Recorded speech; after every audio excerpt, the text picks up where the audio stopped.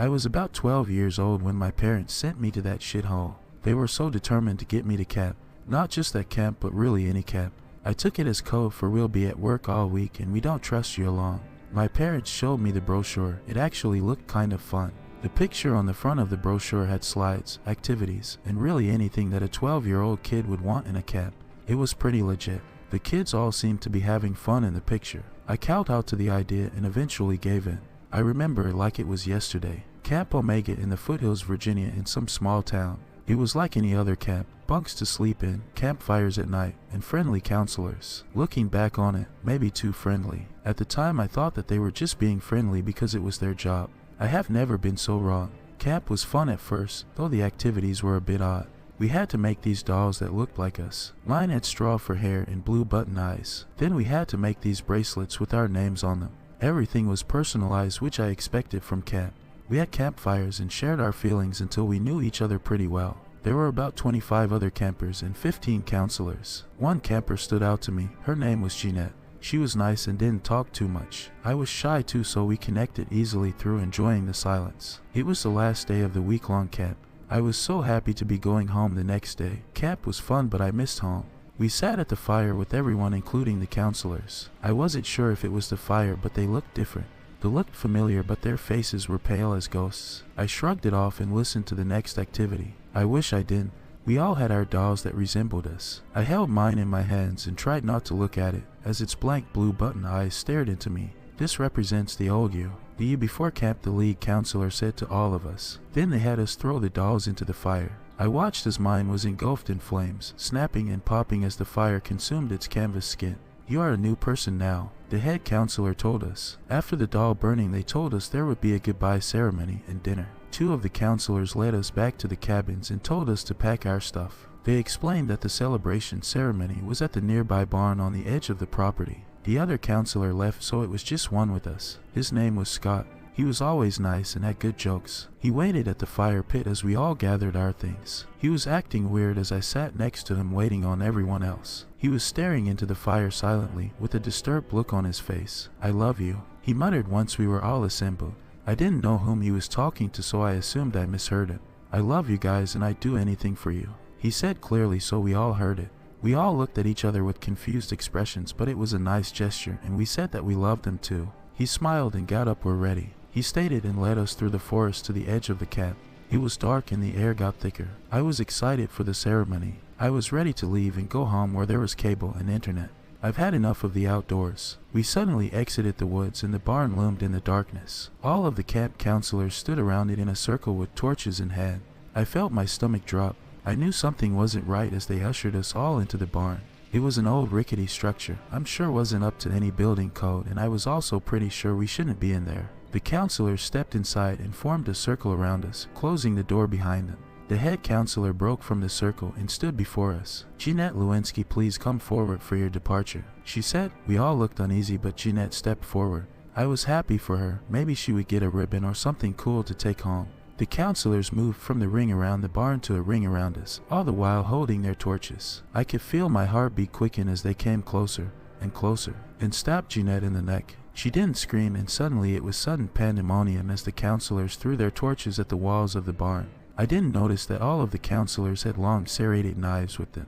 I tried to run, but the barn was starting to go up like a match. Kids were running around screaming before being stabbed by the counselors. "We have to get out of here," I screamed before running straight into Scott. "Carl, don't you want to stay for the ceremony?" he asked me. His eyes seemed to appear pitch black and he wore the most sadistic smile on his face. I punched him in the gut and ran past him out of an opening in the barn. I had never run that fast in my life. I looked back briefly. God, I wish I never looked behind me. I could see black figures, silhouetted by the light of the fire, running about screaming. Some stood still, with their arms out, accepting the stabs by the counselors. I heard chanting of some sort. At first I couldn't make it out, but it grew louder. "We know what's best for you. We love you." Over and over again. The sight of Jeanette's last breath as her mouth filled with blood flashed through my mind, and I ran. I ran into the forest, my heart beating in my ears like a drum. I didn't know where I was going. I was just running in the direction that we came from.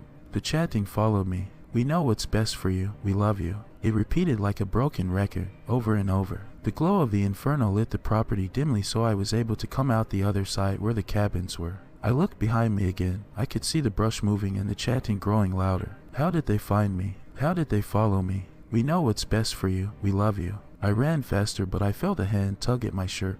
I fell and it fell with me. I looked back to see the counselor. He had my ankle in one hand and a knife in the other. His eyes were empty black pits and his skin was white as a sheet.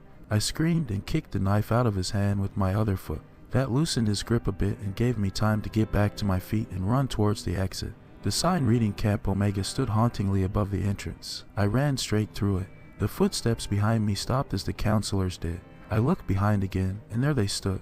Looking trapped inside of the campground stood all of the counselors, still as stone, as if they knew they couldn't cross the gate. It started to rain, and that's when they put their hoods up.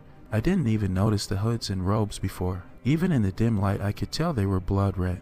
We know what's best for you. We love you. They chanted again. I started to back away slowly, my eyes wide in terror as they pulled their daggers out again. I thought they were going to throw them at me. Part of me wanted to run and scream, but the other was transfixed on the scene playing out before me. In unison, they raised their blood-stained knives and stabbed themselves in the necks. Blood spurted everywhere. I could see it mix with the rain as it flowed down their necks and they fell. All I could do was scream and run down the dirt path into the little town. It felt like weeks that I ran until I found the town and the police station.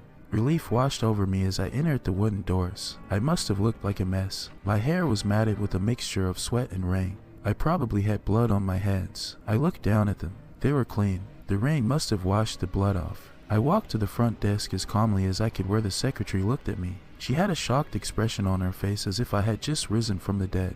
I assumed it was because of my disheveled appearance. I explained everything to her. The camp, the counselors, what they did, everything. She looked shocked and gave me a glass of water. "Do you want to call your parents, Carl?" she asked me. "Yes, please." She gave me her phone and I called them up. I'm surprised they could understand me since I was choking on my own tears and snot that ran down my face and accumulated into my mouth. They came as quickly as they could to pick me up. An hour later they arrived at the police station.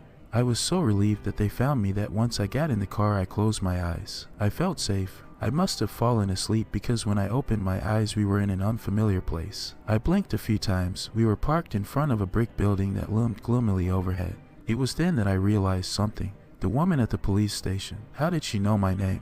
I never told her. "Where are we?" I asked with apprehension. My parents looked back at me with sad expressions. "Son, we're at a mental institution. We're worried about you," my father stated flatly. My jaw fell open. "You don't believe me?" I asked. "Carl, you've been missing for a week now. You showed up at a police station in this small town ranting about some camp with murderous counselors," my mother stated. I was silent, trying to process everything. "Carl, we know what's best for you. We love you," they chanted in unison.